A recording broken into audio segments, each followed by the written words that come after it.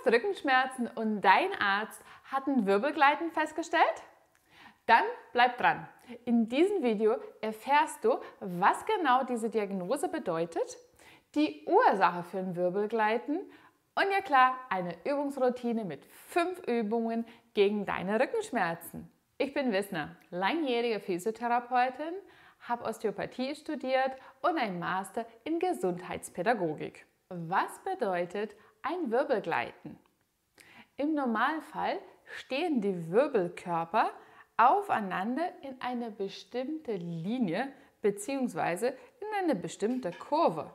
Wenn diese Kurve nicht eingehalten wird, weil einer von diesen Wirbelkörpern sich nach vorne bewegt, dann redet man von einem Wirbelgleiten. Was ist dann die Ursache von Wirbelgleiten? Bei Jugendlichen kann es sein, dass der hintere Anteil von den Wirbelkörpern, da wo die Wirbelgelenke sind, eine Fehlbildung ist.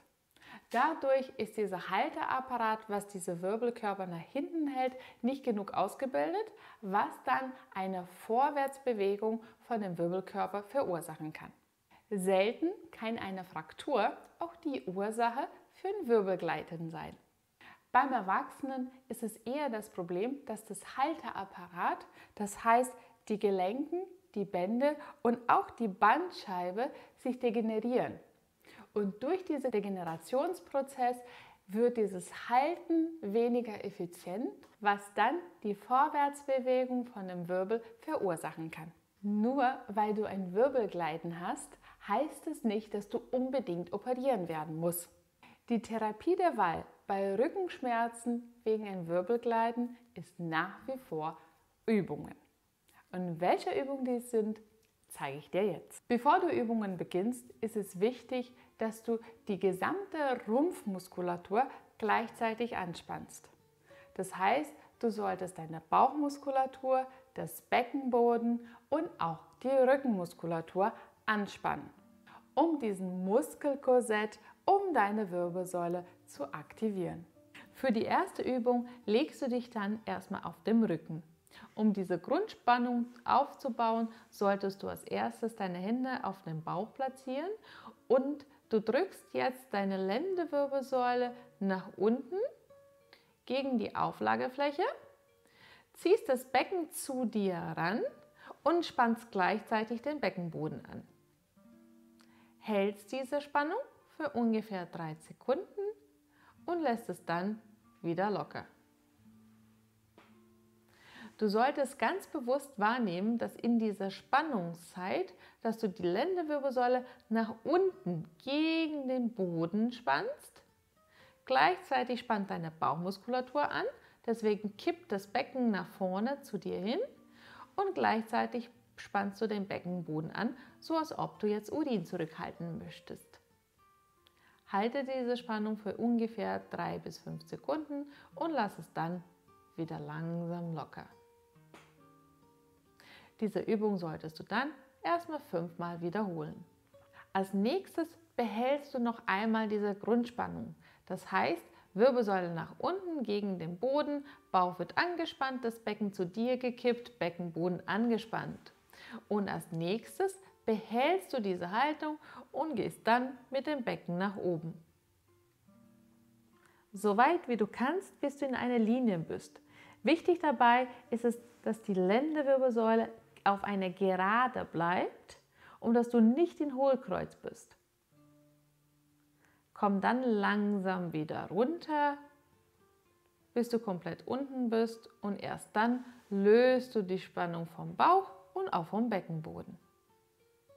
Und auch diese Übung solltest du jetzt für mindestens 5 Wiederholungen durchführen und bei jeder Wiederholung mindestens 3 bis 5 Sekunden oben bleiben. Das heißt, erstens Rücken nach unten, Bauch angespannt, das Becken zu dir gekippt, Beckenboden angespannt und dann kommst du hoch. Behalte deine Lendenwirbelsäule gerade, bleib oben von 3 bis 5 Sekunden, bis du dann langsam wieder runterkommst. Die richtigen Übungen passend zu den jeweiligen Beschwerden zu finden, ist gar nicht so einfach. Ich gebe aber mein Bestes, genau das für dich zu tun. Wenn du davon profitieren möchtest, dann abonniere meinen Kanal. Noch einmal die Grundspannung üben, das heißt Lendenwirbelsäule nach unten drücken, gegen den Boden, das Becken zu dir rankippen, dadurch wird die Bauchmuskulatur aktiviert und auch den Beckenboden anspannen. Behalte diese Haltung vom Rumpf und jetzt streckst du jeweils einen Arm nach oben und das gegenseitige Bein nach unten. Wichtig dabei ist, dass du die Grundspannung von Beckenboden, Bauch und Rücken behältst. Anspannen zurück, kurz locker lassen und dann Wechsel. Bauch, Rücken, Beckenboden, Bein strecken und Arm nach oben. Die ganze Zeit die Grundspannung behalten und dann wieder zurück. Versuche das nach deinem Tempo zu machen, aber stell sicher, dass du die Grundspannung behältst. Vor allem, wenn du jetzt hier oben bist, dass du nicht in Hohlkreuz bist und die Kontakt von deiner Lendenwirbelsäule zum Boden verlierst.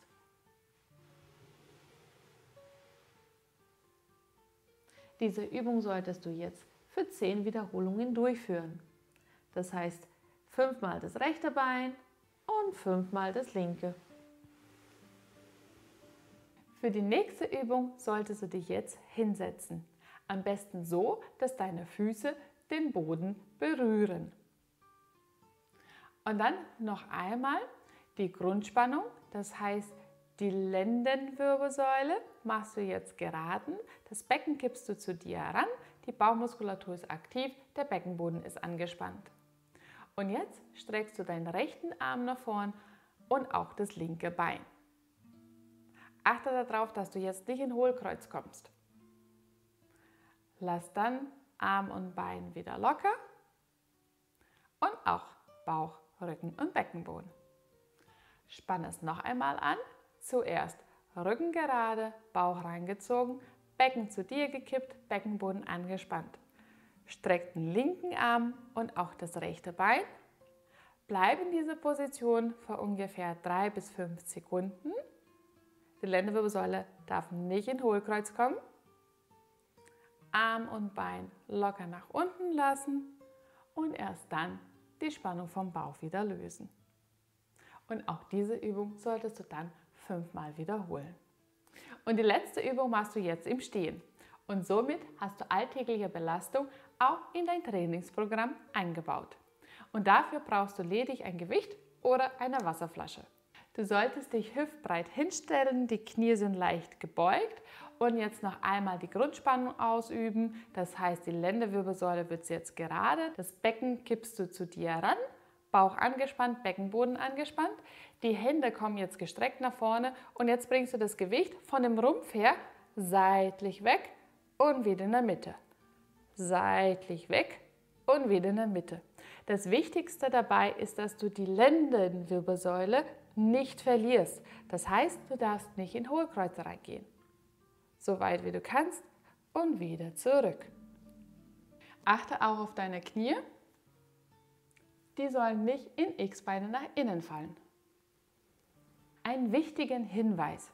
Nur weil du in dieser Übungsroutine die ganze Zeit deinen Rücken fest angespannt halten solltest, heißt es nicht, dass es im Alltag so sein muss. Dein Rücken braucht Bewegung. Deswegen ist es auch sinnvoll, dass du in dem Alltag voll in die Beugung reingehst und auch Seitneigung und Drehbewegungen nicht vermeidest. Und wie du das machst, zeige ich dir in diesem Video. Und ich freue mich auf dich bei unserem nächsten Video. Bis dahin, tschüss!